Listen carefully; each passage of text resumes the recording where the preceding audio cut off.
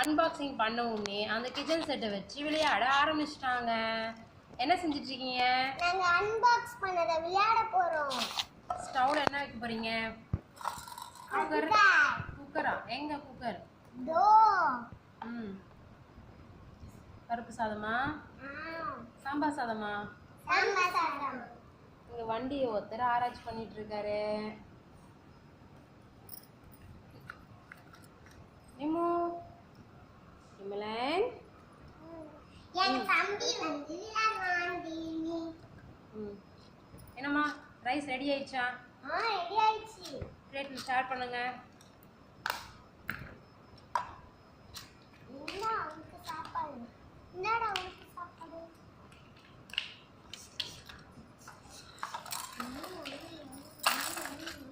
எல்லாரும் சாப்பிடுவாங்க.